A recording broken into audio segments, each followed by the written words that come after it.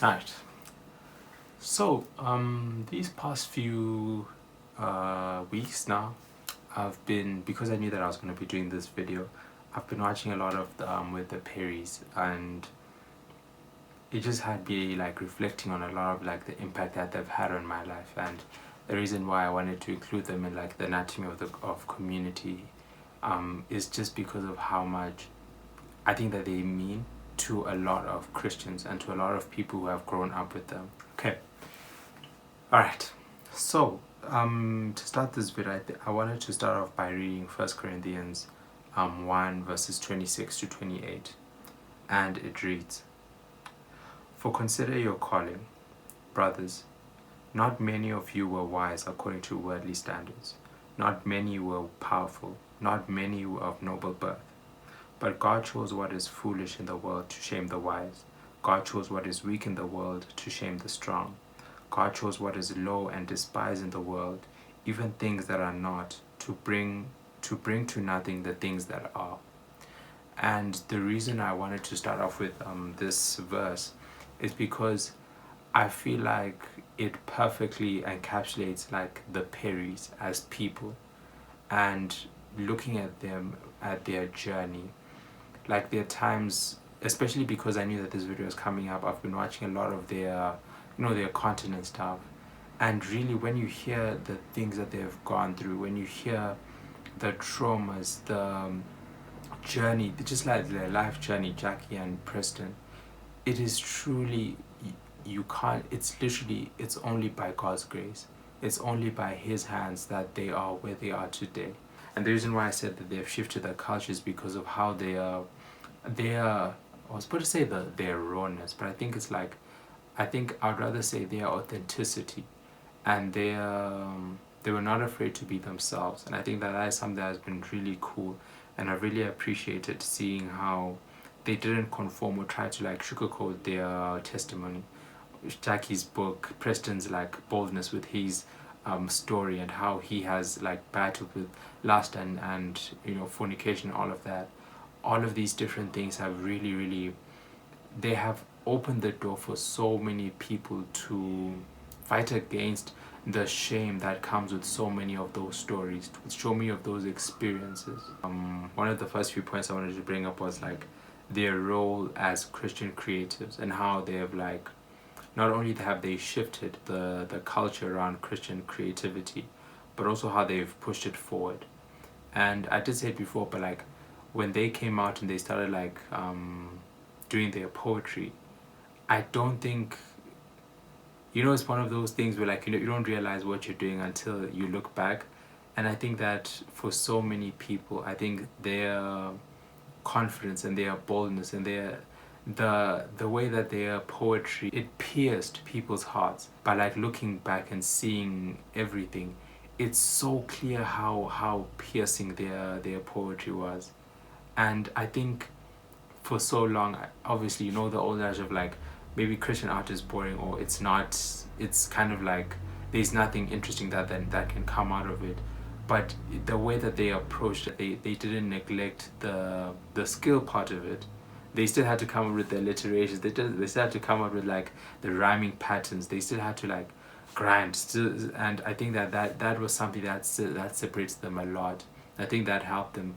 That's one of the coolest, that's one of the things I really appreciate about them, is that in as much as you can see the hand of God over them, they've never neglected that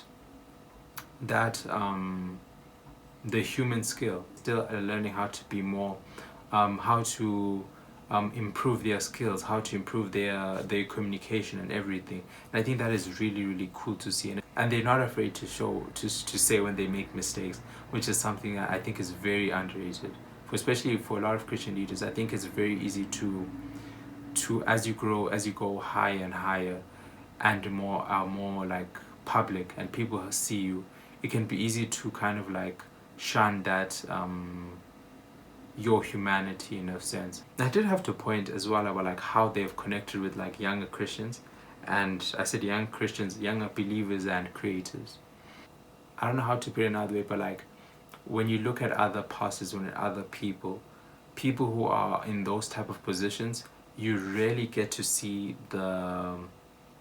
their normal sides. Like you really get to see that. You really get to see. You only see them in the pulpit, and then that's it.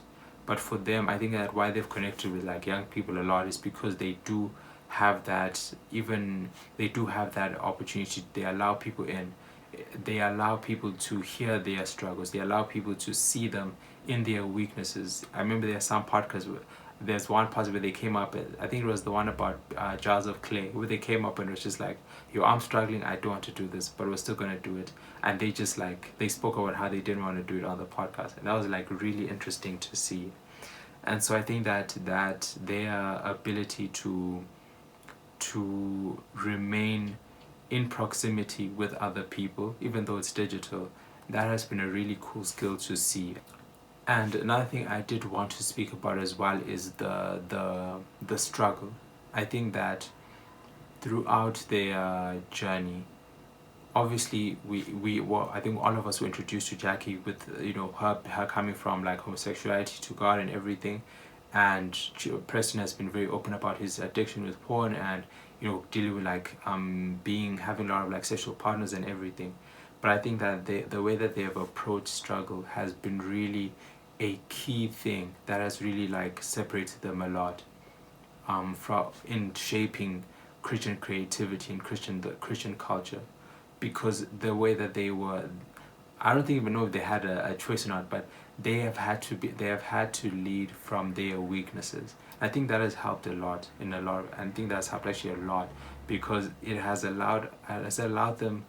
It's kind of like they have had to wrestle with some things in public with us, we have been introduced to some of their most like some of the struggles that they go through are the same ones that we do, but we don't have the same spotlight on us. And so we're seeing them have conversations that we have inside of us with the world. They have acted as like a conduit for so many people to have those hard conversations about trauma, about sin, about struggle, about addictions and everything like that.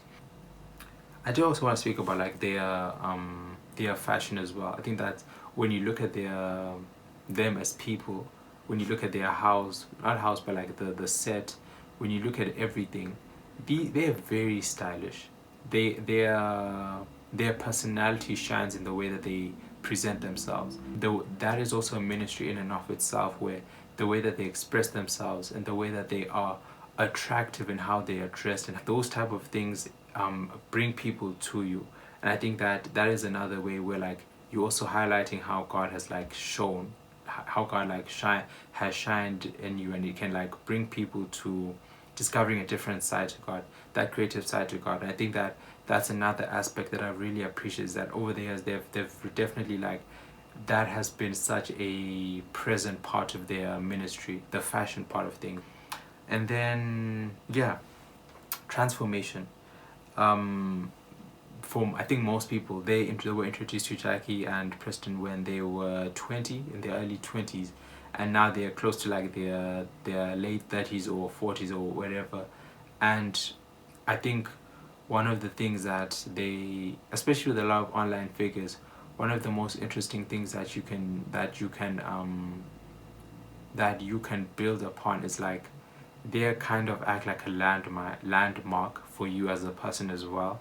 And I think that even for me, rewatching a lot of episodes with the Perrys, I have these like, oh man, I remember when I watched this episode the first time, where I was. I remember where I was with this person, or within my walk with God, and the most impactful part of their ministry as well has been like the ministry about transformation, how God has continuously molded, taking them through so many different things, from having no kids to 4 kids and a dog, and moving cities and taking on different roles and responsibilities.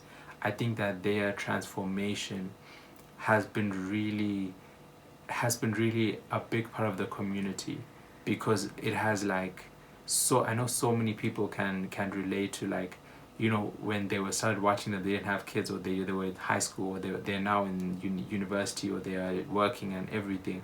And I think that in this age where we are in, a lot of times like the people who we watch are kind of like our clock in a way. So when we see them having kids, when we see them having gray hairs, when we see them having going through certain milestones, it's like a mirror to our lives as well. So I think, and specifically with how Preston and Jackie have like done a lot of good things, it has been a spiritual landmark for me as well, and I think for a lot of the people in the community. People are able to see the character of God through them.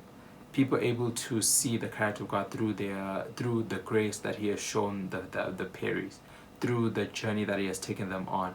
And I think that when we see, obviously it's like the Bible as well, when you see the Bible is built because like you're able to see the character of God through how He interacts with other people.